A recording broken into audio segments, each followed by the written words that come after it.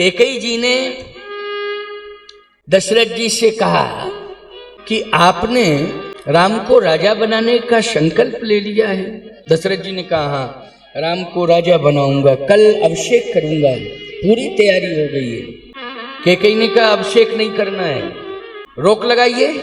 दशरथ जी ने कहा क्यों? इसलिए कि राम को राजा बनाना ये न राम के हित में है और न अयोध्या के हित में है। किसे राजा बनाना चाहिए? राम से अच्छा कोई है? कैकेयी ने कहा कि राम से अच्छा कोई है ये बात मैं नहीं कह पाऊंगी, लेकिन ये जरूर कहूंगी कि अभी आप तत्काल डिसीजन बदलिए, राम को राजा नहीं बनाइए, आप भरत को राजा बनाइए। अब राम से अच्छा है कि नहीं है ये बात तो आगे चल के होगी कि कौन अच्छा है कौन अच्छा नहीं। ये मैं कैसे कह दूं कि राम से अच्छा भरत है, लेकिन सारे लोग आगे चल के ही कहेंगे कि राम से ज्यादा वजनदार व्यक्तित्व तो भरत का निकल पड़ा। क्यों भाई? ये तो आगे कहेंगे ही और है ही है, ये सत्य है। राम जी से ज्यादा वजनदार व्यक्तित्व जो है किसका है? बोले राम जी से ज्यादा वजनदार व्यक्तित्व भरत का है। लेकिन अयोध्या की जनता तो ये कह रही है कि राम को राजा बनाना है, राम को राजा बनाना है। तू कह रही भरत को राजा बनाना है। तो अयोध्या की जनता आगे चल के राम और भरत में तुलना करेगी, और जब तुलना करेगी तो आप सुनेंगे तो आश्चर्य कर जाएंगे। अब दशरथ जी सुन पावे तब ना आश्चर्य करें, दशरथ जी की तो प्राण चले जाएंगे। लेकिन सत्य तो यह है कि जब तुलना राम और भरत की हुई है तो उसमें भरत जी का पल्ला वजनदार हो गया। वजनदार कैसे हुआ? क्योंकि राम जी ने वन में तप किया है और भरत जी ने भवन में तप किया है। नंदीग्राम कर परण कुटीरा, नंदीग्राम में तप किया है। और इतना तप किया है भरत ने, इतना तप किया है कि सारी जनता जो है भरत का यशगान करने लगी। सोचिए जरा, राम जी भी चाहते हैं ना कि भरत राजा बने, कैकेयी ही नहीं चाहती है, राम जी भी चाहते हैं। और राम जी कभी झूठी बात नहीं करते हैं कि मुंह देखी बात करें, ये राम का स्वभाव नहीं है। राम सत्य संकल्प, राम का संकल्प सत्य ही होता है, झूठा नहीं होता है। ये राम का बयान है कि भरत प्राण प्रिय पावहि राजू। ये राम का बयान है, भरत प्राण प्रिय पावहि राजू।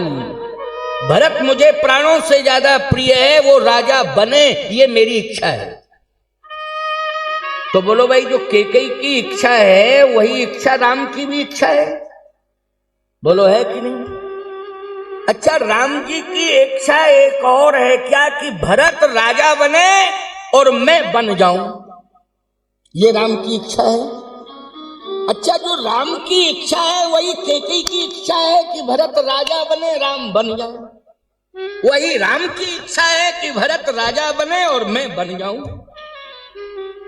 तो इसका मतलब क्या है कि राम की इच्छा में कैकेयी अपनी इच्छा मिला रही है, ये अर्थ निकल के आया है। अच्छा, हम लोग क्या करते हैं? हम लोगों को भी चाहिए महात्माओं के राम की इच्छा में अपनी इच्छा मिला देवे। ये नहीं होना चाहिए कि अपनी इच्छा में राम की इच्छा मिला दें, राम की इच्छा में हम अपनी इच्छा मिला दें। और आप लोगों को भी यही चाहिए, सुन लीजिए कान खोल के, प्रभु की इच्छा में राम की इच्छा में अपनी इच्छा मिलाया करो, अपनी खिचड़ी अलग से मत पकाया करो। हाँ, गड़बड़ हो जाएगा सब, खिचड़ी बेकार हो जाएगी, वो किसी खाने फाने के काम की नहीं रहेगी। अगर अपनी इच्छा में तुमने राम की इच्छा मिलाई तो गड़बड़ हो जाएगा। प्रभु की इच्छा में अपनी इच्छा मिला दो। यही संतों का तो यही कहना है और यही भाव है। एक महात्मा नाव में बैठे थे, नाव में कुछ मनचले लोग बैठ गए, महात्मा को देख के उपहास करने लगे। मनचले लोग, जो मनचले होते हैं वो साधु को देख के उपहास करते ही करते हैं। ये अभी तक परंपरा चली आ रही हो वो खत्म नहीं होगी, चलती रहेगी, क्योंकि ये प्राय होता ही है। साधु को देख के जो मन चले होते हैं, नास्तिक होते हैं, जो आस्था से दूर रहते हैं, वो साधुओं को देख के उपहास करते हैं। तिलक देख के करेंगे, ये क्या है बाबा जी बताइए, ये क्या है? अरे ये क्या है? प्रभु का दिया हुआ भेष है, तिलक है, भगवान का तिलक, भगवान का तिलक है। ये तो डंडे हैं, क्रिकेट के स्टैंप जैसे लग रहे हैं। क्रिकेट उनको बाबाओं की खोपड़ी पर भी क्रिकेट दिखाई दे रही है। क्यों भाई? पता नहीं क्या क्या कहने लगते हैं। क्या बतावें आपको। एक बार ट्रेन की बात, एक महात्मा होते हैं। देखो, दो उदाहरण दे रहे हैं साधु स्वभाव के, हम सुनते जाना। महात्मा ट्रेन में बैठे थे, पैसेंजर गाड़ी थी, ज्यादा भरी थी। मन चले लड़कों ने क्या किया कि ट्रेन के ऊपर वाला जो सीट होता है उसमें बैठ गए, और जूते जो थे, वो जो पंखा होता है ना, एक जूता इस तरफ रख दिया, एक जूता इस तरफ रख दिया। पंखे के ऊपर, पंखा जो नहीं होता है ट्रेन में लगा रहता, तो जूते उन लड़कों ने पंखे के ऊपर रख दिए, इस तरफ और उस तरफ। अब ट्रेन चली तो हिले जूते, अब जूते गिरे। क्या हुआ? जूते जो है गिरे तो महात्मा बैठे थे, महात्मा के सिर पर गिर पड़े। क्या करें? कुछ आस्थावान लोग बैठे थे। किस नालायक के जूते थे? किस नालायक के जूते थे?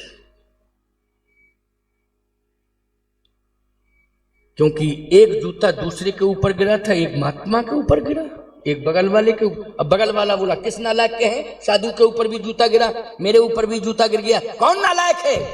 जानता नहीं है मैं कौन हूं? उसने कहा कि मेरे जूते थे। उतर के नीचे आ गया। बोले, मूर्ख, बेवकूफ, जूता पंखे के ऊपर रखना चाहिए, जूता रखने की जगह है ये। उसने कहा, रख दिया तो रख दिया, अब तुम क्या बिगाड़ लोगे मेरा? और तुम में ताकत हो तो बिगाड़ लो मेरा, ज्यादा बोल रहे हो। महात्मा बोला, भैया लड़ो मत, साधु का स्वभाव। आज की तारीख में भगवान की इच्छा थी कि ये जूते गिरने ही है, लेकिन डायरेक्ट नहीं गिरे, इनडायरेक्ट गिर गए तो दूध समाप्त हो गया। समझ रहे हो कि नहीं? भाई डायरेक्ट कोई जूता देता तो अपमान होता, इनडायरेक्ट गिर गए तो कम से कम जो दोष था जूता गिरने वाले, वो भगवान ने टाल दिया है इनडायरेक्ट में। इसलिए नकारात्मक सोच मत रखो। गलती उन्होंने की है, समय से गलती का अंजाम परिणाम भुगत लेंगे वो, लेकिन लड़ क्यों रहे हो, झगड़ क्यों रहे हो? बोले तुम साधु हो, इसलिए तुम में साधुता है, तुमने इस मामले को बहुत हल्के में ले लिया और टाल दिया है, लेकिन इसे आगे चल के हम छोड़ेंगे नहीं। महात्मा ने कहा, यहाँ विवाद मत करो, आगे राम जी जानेंगे, जो होगा सो होगा। एक मामला तो ये साधु के स्वभाव का दिखाई दिया। दूसरा, नाव में जब मन चले लोग अपमान करने लगे तो भगवान ने कहा कि साधु का अपमान हो रहा है। तुरंत जो है नदी का पानी साधु के अपमान को देख करके भगवान की इच्छा से नदी का पानी नाव में आने लगा। नाव में जैसे ही आने लगा तो नाव डूबने के कगार पर, क्योंकि नदी का पानी नाव में आवे तो नाव डूब ही जाएगी। अब पतवार छोड़ने लगा नाविक, उसने कहा हमारे बस से परे है, क्योंकि जल स्तर बढ़ता जा रहा है और बराबर नाव में पानी भरता जा रहा है, अब तो नाव डूब ही जाएगी, हम नाव को नहीं बचा पाएंगे। अब उन लड़कों ने कहा, इस महात्मा ने कुछ ना कुछ ऐसा जंत्र मंत्र किया है, लेकिन अब प्रार्थना करनी चाहिए इसी महात्मा से, महाराज कोई गलती हो गई हो तो क्षमा कर दो, कोई गलती हो गई हो तो क्षमा कर दो। महात्मा ने कहा, नहीं नहीं, किस बात की गलती है? कहे, गलती हो गई हो तो क्षमा कर दीजिए आप। महात्मा ने कहा, क्या होना चाहिए? बोले, ये नाव का पानी नदी में चला जाए। महात्मा ने कमंडल निकाला। अब आप सोच रहे होंगे कि महात्मा ने कमंडल निकाला तो महात्मा अपने कमंडल से नाव का पानी नदी में करने लगे होंगे। नहीं, महात्मा ने और अपने कमंडल से नदी का जल भरा, नाव में डाल लिया। लोगों ने कहा इस महात्मा की बुद्धि खराब है, नाव में बेशी भी पानी भर रहा था। इस महात्मा से कहा कि किसी तरह से समाधान निकालिए, तो समाधान ना निकाल के व्यवधान और कर रहा है कि अपने कमंडल से नदी का पानी नाव में भर रहा है। अब लड़कों में और क्रोध आया, मरता क्या ना करता, बोले पहले साधु को जल के अंदर छोड़ दो पकड़ के। और जैसे ही साधु को पकड़ने लगे, आकाशवाणी हुई, ऐ महात्मा तू पानी के अंदर भी चला जाएगा, मैं तुझे बचा लूंगा, लेकिन ये लड़के नहीं बचेंगे, ये सब मरेंगे उद्दंड। कहो तो मैं अभी नाव को पलट दूं? महात्मा होता है। कहा प्रभु नाव को पलटने की जरूरत नहीं है, इन नालायकों की बुद्धि पलटने की जरूरत है। अगर इनकी बुद्धि पलट जाए तो ठीक रहेगा। बुद्धि पलटना, नाव नहीं पलटना, ये साधु का स्वभाव है। समझ गए हो ना? ये साधु का स्वभाव है। इसलिए मैं कहता हूं कि जीवन में साधु की वाणी से सत्संग करो। नौदा भक्ति में पहली भक्ति बताई है, प्रथम भगति संतन कर संगा दूसर रतिमम कथा प्रसंगा। पहली भक्ति है कि संतों का संग करो, उनकी वाणी सुनो और उस पर चलो। आज भगवान ने कहा कि मैं संतों के दर्शन के लिए वन में जाऊंगा, उनकी वाणी सुनूंगा और मुझे सुख मिलेगा, क्योंकि मैं राज्य वैभव भोगने के लिए नहीं आया हूं, सिंहासन पर बैठने के लिए नहीं आया हूं, राजा बनने के लिए नहीं आया हूं। मैं तो आश्रमों में जाकर के संत महात्माओं के पास बैठकर उनकी वाणी सुनने के लिए आया हूं। तहां बैठ मुनिगण सहित नित सिय राम सुजान, ओ सुनहि कथा इतिहास सब आगम निगम पुराण। संतों की वाणी भगवान सुनते हैं। तो भरत राजा बन जावे और मैं बन चला जाऊं, संतों की वाणी सुनूं, भरत मुझे प्राणों से ज्यादा प्रिय है, वो राजा बने। अच्छा, तो भरत को राजा बनाने से लाभ क्या होगा? भगवान राम कहते हैं कि भरत संत है और इतना बड़ा संत है कि अभूतपूर्व परिवर्तन होगा अयोध्या में। जितना बड़ा परिवर्तन महाराज इक्ष्वाकु से लेकर के मेरे पिताश्री तक नहीं हो पाया अयोध्या में। महाराज इक्ष्वाकु हुए हैं और भी राजा हुए हैं, यहां तक कि महाराज दिलीप हुए हैं, हरिश्चंद्र हुए हैं, महाराज रघु हुए हैं, बड़े बड़े राजा हुए हैं, मेरे पिताश्री भी परम यशस्वी हैं। लेकिन अभी तक अयोध्या में इतना बड़ा परिवर्तन नहीं हुआ जितना बड़ा परिवर्तन भरत के द्वारा होगा। भरत के द्वारा होगा।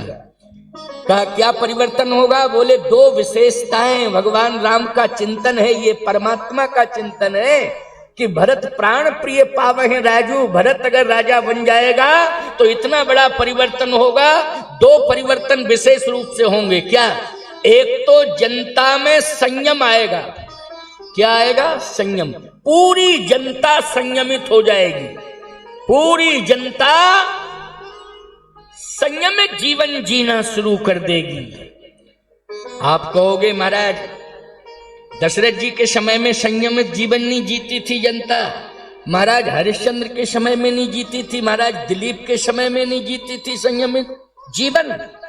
क्या भरत जी के समय में ही संयमित जीवन जिएगी? नहीं, जनता जीती थी प्यारे, संयमित जीवन जीती थी। लेकिन विशेषता ये है कि सभी के राज्यों के कार्यकाल में काल आया है। सभी राजाओं के राज्य कार्यकाल में काल आया है, लेकिन भरत जी के 14 साल के कार्यकाल में काल नहीं आया अयोध्या में। अच्छा, और विशेषता क्या रही? काल नहीं आया, चलो काल नहीं आता है तो लोग मर नहीं पाते हैं, लेकिन ये कोई अच्छी बात है कि मरे ना और पैदा होते चले जाओ? क्यों भाई, मरे ना और पैदा होते चले जाए और वो बड़ी समस्या है फिर तो। हाँ, ये सिस्टम बने कि मरते जाएं पैदा होते जाएं, मरते जाएं पैदा होते जाएं, मरते जाएं पैदा होते जाएं, तो सिस्टम ठीक रहता है। लेकिन मरे ना काल नहीं आएगा तो कोई मरेगा नहीं। नहीं नहीं, भरत जी के शासन काल में राम जी कहते हैं मैं जानता हूं, मर्म को बता रहा हूं। भरत के शासन काल में जब तक भरत का राज होगा ना कोई पैदा होगा और ना कोई मरेगा। इतना बड़ा संतुलन बोलो, ना पैदा होगा ना मरेगा। और क्या नहीं होगा? बोले ना ही किसी का बुढ़ापा आएगा। और क्या होगा? बोले ना ही कोई बीमार होगा, मानी रोगी भी नहीं होगा और बूढ़ा भी नहीं होगा और मरेगा भी नहीं। और जितने भी परिवार हैं उनमें कोई पैदा भी नहीं होगा। बोलो संतुलन नहीं है? क्या है ये? जल्दी बोलो, ये क्या है? ये सबसे बड़ा संतुलन है। और ये केवल सिर्फ केवल भरत जी के कार्यकाल में हुआ है। राम जी के कार्यकाल में भी ये नहीं हुआ, काल आया है। यहां तक प्रमाण है कि 11,000 साल बाद भगवान राम को स्वयं अयोध्या छोड़ के जाना पड़ा। भगवान राम के समय में काल आया है, लेकिन भरत जी के समय में काल का प्रवेश नहीं हुआ है। और एक बात आपको बतावें, विशेषता यह है कि 14 साल तक संचालन हुआ है व्यवस्थित ढंग से और सिंहासन पर भरत बैठे नहीं है। सिंहासन पर एक भी दिन नहीं बैठे हैं, लेकिन 14 साल तक पूरी तरह से संचालन हुआ और 10 गुना खजाना बढ़ गया। 10 गुना खजाना, भवन बढ़ गए 10 गुने और 10 गुना खजाना बढ़ गया। बताइए विशेषता नहीं है तो क्या है? 14 साल में 10, ये वाल्मीकि रामायण का प्रमाण है, कोई वैसा थोड़ी। 10 गुना खजाना बढ़ा है, 10 गुने भवन बढ़े हैं और 14 साल में ना कोई पैदा हुआ है, ना कोई मरा है और ना कोई बीमार हुआ है। किसी को बीमारी सता रही हो, कोई बीमार भाई 14 साल में कोई 14 साल तक कोई बीमार पड़ा रहे, ऐसा भी नहीं हुआ। स्वस्थ, सभी को आरोग्यता मिली है, सभी को खुशियां मिली हैं, सभी को प्रसन्नता मिली है। इसलिए अयोध्या वासी कह रहे हैं लखन राम सिय, लखन राम सिय कानन बसही, ओ भरत भवन बस तप तन कसही, दूध से समुझ कहत सब लोगु, सब विधि भरत सराहन जोगु, सब विधि भरत सराहन जोगु। भगवान राम इसलिए हृदय की बात कह रहे हैं कि भरत प्राण प्रिय हो जाए। कैकेयी जी कह रही है भरत राजा बने, राम जी कह रहे भरत राजा बने, दशरथ जी चाह रहे थे कि राम जी राजा बने, लेकिन राम जी चाह रहे हैं भरत राजा बने और कैकेयी जी चाह रही हैं कि भरत राजा बने। बोलो प्यारे, वशिष्ठ जी क्या चाह रहे हैं? वशिष्ठ जी का बयान देखो, गुरु जी क्या चाह रहे हैं। तो गुरु जी की बात रामायण में लिखी है, गुरु जी भी चाह रहे हैं कि भरत राजा बने, वशिष्ठ जी, क्योंकि राम के लिए एक बार भी नहीं कहा है वशिष्ठ जी ने कि राम राजा बने। राम जी के लिए नहीं कहा है। अब आप एक दोहा समझ लीजिए, स्पष्ट रूप से बोल रहा हूं। दशरथ जी महाराज वशिष्ठ जी के पास जा रहे हैं और यही निवेदन करने के लिए जा रहे हैं कि मैं राम को राजा बनाना चाहता हूं, आपकी अनुमति चाहिए, आशीर्वाद चाहिए, क्योंकि मैं राम को राजा बना रहा हूं। पूरी अयोध्या की जनता चाह रही है कि राम राजा बने। अच्छा सुनिए जरा, अयोध्या कांड का प्रमाण है। दशरथ जी गए गुरु जी के पास, प्रणाम किया।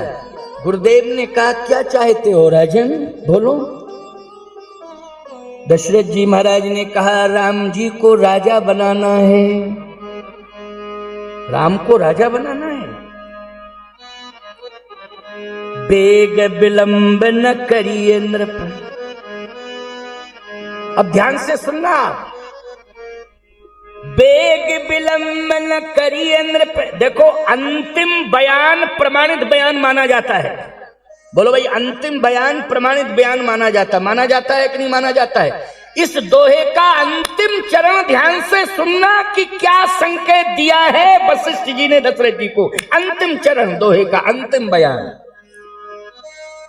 बेग विलंब न करिए नृप साजिए सकल समाज। वो अंतिम चरण क्या बोल रहा है दोहे का?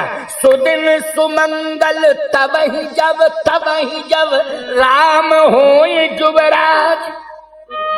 इसका मतलब सुदिन सुमंगल तबहि का मतलब होता है भविष्य।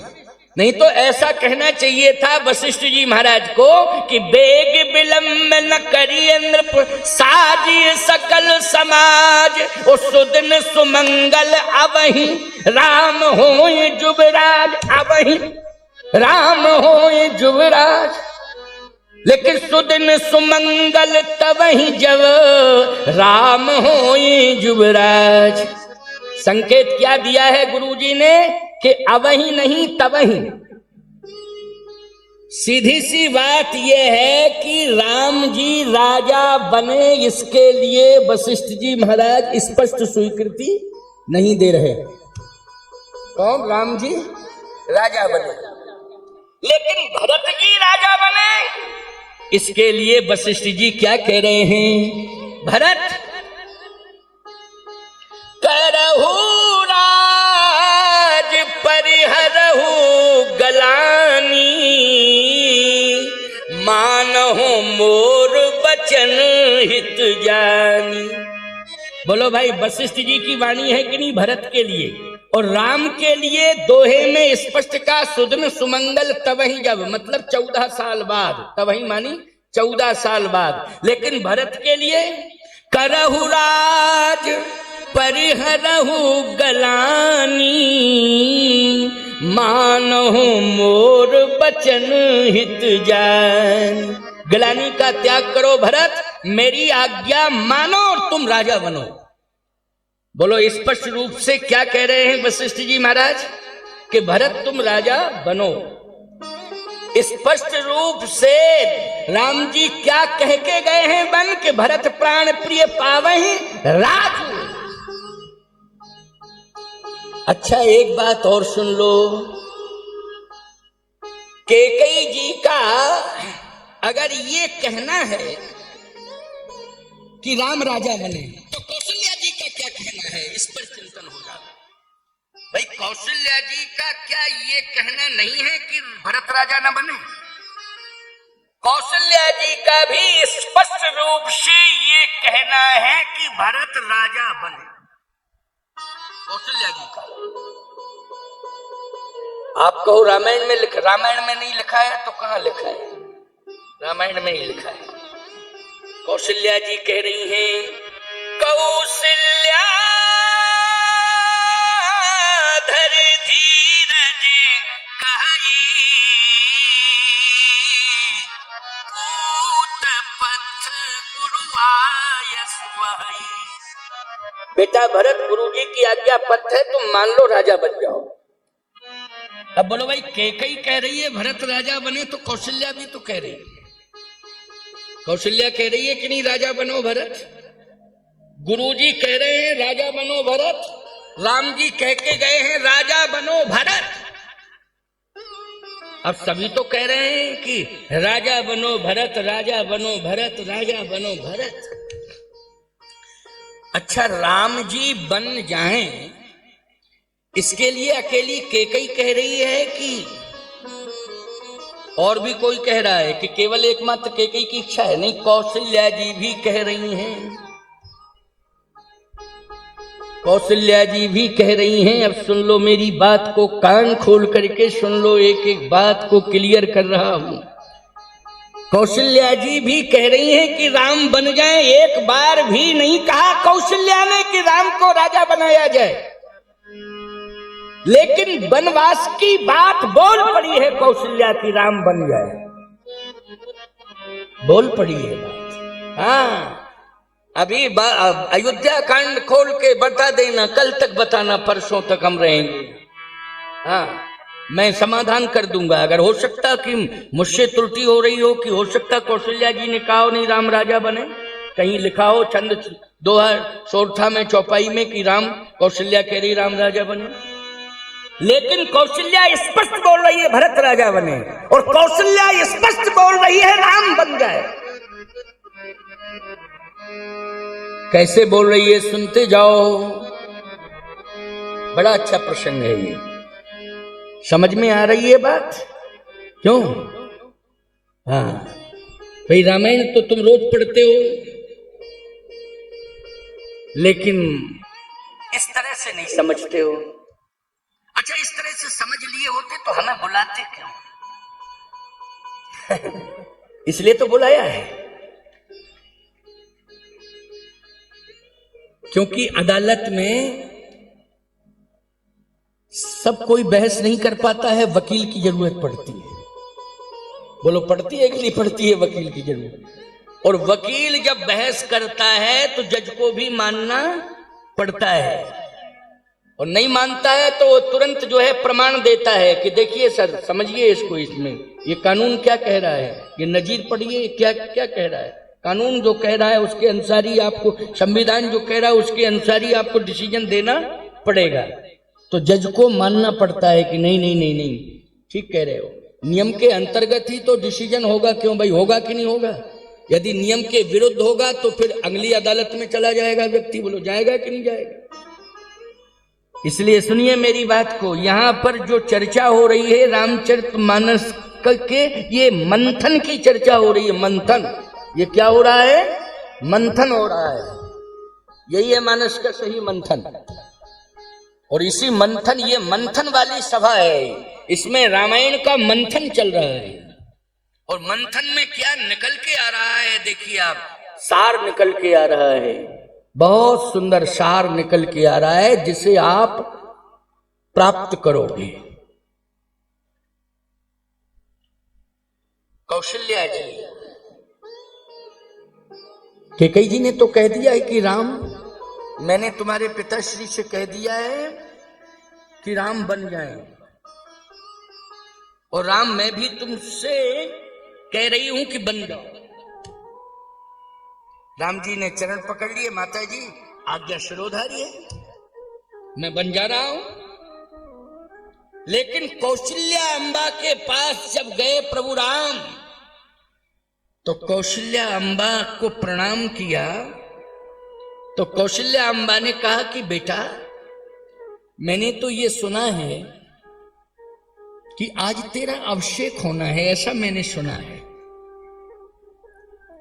तेरे पिता तुझे राजा बना रहे हैं, ऐसा मैंने सुना है। तो राम जी ने कहा, माता जी आपने गलत सुना है, अयोध्या का राजा नहीं बना रहे। फिर पिता दीन मोहि कानन राजू,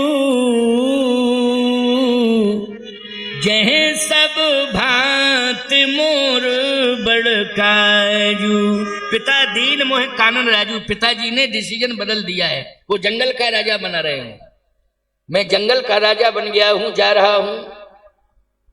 कौशल्या ने कहा कि जंगल का राजा, तो जंगल क्यों भेज रहे हैं, वन क्यों भेज रहे हैं? वन नहीं भेजना चाहिए उन्हें। अब मैया आज्ञा है तो मैं जा रहा हूं। कहा अच्छा पिता की आज्ञा है, लेकिन मां ने तो आज्ञा नहीं दी है। लेकिन जब प्रभु राम ने कहा कि नहीं, पिताश्री के साथ साथ माता कैकेयी ने भी आज्ञा दे दी है। अच्छा बेटा, अगर मां ने आज्ञा दे दी है, साथ ही साथ पिता के साथ कैकेयी मां ने आज्ञा दी है, तो जो पितु मातु कहऊ बन जाना, तो कानन सत्य अवध समान। बेटा, अगर पिता के साथ माता कैकेयी की भी आज्ञा है, तो मुझ में और कैकेयी में कोई भेद मत मानना। मैं आशीर्वाद दे रही हूं कि जिस वन में तू रहेगा, वो वन 100 अयोध्या के समान तुझे सुख प्रदान करेगा। मेरी आज्ञा है। अयोध्या के समान सुख प्रदान करेगा वो वन, ये मेरा आशीर्वाद है, जाओ मेरी आज्ञा है। अब बोलो भाई, ये कहीं नहीं मिलता है प्रमाण कि कौशल्या जी ने ये बार बार कहा नहीं राजा बनना चाहिए राम को, राम तू राजा बनेगा ही बनेगा, मैं राजा तुझे बना के ही रहूंगी, ये कहीं नहीं कहा है। जबकि बन जाने की बात जब सुनी है माता कौशल्या ने कि महाराज दशरथ चक्रवर्ती ने और केकई ने, बहन केकई ने, इन दोनों ने राम को बन दिया है, तो समर्थन कर दिया, जाओ बेटा मेरा भी आशीर्वाद है। बोलो भाई, लेकिन भरत के लिए क्या कह रही है कौशल्या, जल्दी बोलो। भरत के लिए कह रही है बेटा गुरुजी की आज्ञा पथ है, सिंहासन पर बैठो, राजा बनो, मेरा आशीर्वाद है। बोलो कह रही है कि नहीं? खुल के कह रही है कौशल्या, समर्थन कर रही है भरत का, जाओ बेटा बन जाओ। लेकिन भरत सिंहासन पर नहीं बैठना चाहते। अच्छा, क्यों नहीं बैठना चाहते हैं भरत जी सिंहासन पर? जब गुरुजी कह रहे हैं और भैया राम कह के गए हैं, माता कौशल्या कह रही हैं, और उनकी जन्म देने वाली मां केकई पहले से मांग कर चुकी है। और एक बात आपको बतावें, महाराज श्री दशरथ भी जब अंतिम श्वास लेने लगे तो वशिष्ठ जी कह रहे हैं भरत से कि तुम्हारे पिताजी भी यह कह के प्राण छोड़ दिए हैं, क्या कि भरत आ जाए तो उसे राजा बना देना। राय राजपद तुम कह दीना, ओ पिता बचन फुर चाहिए कीना। पिताजी भी कह के गए हैं और प्रभु राम भी कह के गए हैं, गुरुजी कह रहे हैं, मैं भी कह रहा हूं, कौशल्या अम्मा कह रही है, मैं भी कह रही हूं, इसलिए तुम राजा बन जाओ। मंत्रियों ने एक बार भी नहीं विरोध किया है भरत का, मंत्रियों ने, सुमंत जी महाराज ने और जितने 8 विशेष मंत्री हैं, उन्होंने किसी ने विरोध नहीं किया भरत का। यही कहा, कीजिए गुरु आयस अवस कहें सचिव कर जोर। बोलो भाई, ये दोहा है ना, कीजिए गुरु आयुष अवस कहें सचिव कर जोर। भरत जी जो गुरुदेव आज्ञा दे रहे हैं अवश्य ही पालन करो और तुम राजा बन जाओ। इसका मतलब है कि मंत्रिमंडल भी कह रहा है कि भरत राजा बन जाओ, लेकिन भरत जी कहते हैं मैं राजा नहीं बनूंगा। अयोध्या के राज्य को ठोकर मार रहे हैं भरत जी, त्याग रहे हैं, नहीं नहीं नहीं, मैं राजा नहीं बनूंगा, मैं सिंहासन पर नहीं बैठूंगा। क्यों नहीं बैठोगे? भरत जी ने कहा कि पहली बात तो यह है कि जितने लोगों ने मेरे नाम का समर्थन किया उनका हित नहीं हुआ, उनका हित नहीं हुआ। प्रमाण के लिए क्या है का सबसे पहले भरत जी कहते हैं कि मेरे नाम का प्रस्ताव किया है मुझे जन्म देने वाली केकई ने, तो देखो परिणाम यह है कि जैसे ही मुझे राजा बनाने का निर्णय लिया और मेरे नाम की मांग की है, उसी समय परिणाम ये निकला कि पिताश्री के प्राण गए और इनको वैधव्य मिला। अगर मेरे नाम की मांग ना होती तो वैधव्य नहीं मिलता। अच्छा सही बताओ, कोई नारी को वैधव्य मिल जाए तो सबसे बड़ा नुकसान है जिंदगी का कि नहीं? संपत्ति चली जाए कोई बात नहीं है, आ जाएगी, कोई और भी नुकसान हो जाए भरपाई हो जाएगी, लेकिन पति चला जाए वो भरपाई कैसे हो सकती है? ये सबसे बड़ी क्षति है, ये सबसे बड़ा नुकसान है, इसकी भरपाई दोबारा नहीं हो पाएगी, नहीं हो सकती है। सनातन की मर्यादा है।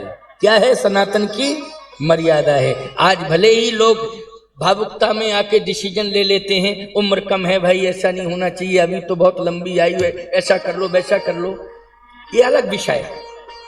लेकिन अगर सनातन की मर्यादा पर विचार किया जाए तो ये बहुत बड़ी क्षति है नारी के जीवन की, दोबारा भरपाई नहीं हो सकती है। भरत जी ने कहा ये मैं देख रहा हूं कि मत्था सूना हो चुका है,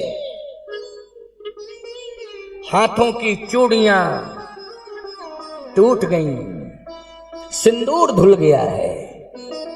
ये मेरे नाम के कारण हुआ है, मेरे नाम के कारण। इस बात को गुरुदेव आप समझ रहे हैं कि नहीं? वशिष्ठ जी ने कहा मैं समझ रहा हूं। दूसरी बात यह है कि अगर कैकेयी की बात ना माने होते महाराज मेरे पिताश्री तो प्राण नहीं निकलते, लेकिन मेरे नाम पर पता नहीं क्यों तैयार हो गए और राजा बनाने के लिए कह दिया उन्होंने, आप भी करे राय राजपद तुमका दीना, पिता वचन फुर चाहिए कीना, तो प्राण निकल गए। ये सबसे बड़ी क्षति है कि नहीं? किसी व्यक्ति के जीवन से धन चला जाए, धन आ जाएगा, मकान गिरवी हो जाए बाद में वापस हो जाएगा, लेकिन प्राण चले जाएं तो फिर वापस हो सकते हैं? जल्दी बताओ। किसी भी व्यक्ति के अगर प्राण निकल जाए, शरीर से बाहर हो जाए, तो त्रिभुवन की संपत्ति डॉक्टर को दे देना। कोई संसार का डॉक्टर ऐसा हो जो प्राण वापस दे दे? नहीं दे सकता है। और अगर ऐसा होता तो बड़े बड़े उद्योगपति अभी तक मरते ही नहीं। क्यों भाई? वो मर जाते तो वापस जिंदा हो जाते, क्योंकि धन के प्रभाव से। ये सबसे बड़ी क्षति हुई मेरे कारण हुई कि प्राण चले गए, और प्राण वो वापस नहीं आ सकते हैं। ये मेरे कारण हुआ है। विधवा हो गई ये मां जिसने मुझे जन्म दिया है, और परिणाम भुगतना पड़ रहा है। मेरी बड़ी मां को भी परिणाम भुगतना पड़ रहा है, और सुमित्रा मां को भी परिणाम भुगतना पड़ रहा है कि उनकी मांग का भी सिंदूर चला गया। इसलिए मेरे कारण हुआ है ये। और एक बात बताऊं, आप अन्यथा मत लेना गुरुदेव, मेरे भैया भावुक हो गए और उन्होंने भावुकता में आ करके संतुलन खो दिया और कह दिया भरत प्राण प्रिय पाव है राज। ये शब्द जैसे ही उनके मुख से निकला, अयोध्या छूट गई अयोध्या। पिताजी के प्राण छूट गए, इनका सिंदूर छूट गया, और भैया का अयोध्या छूट गया। मेरे कारण छूटा है।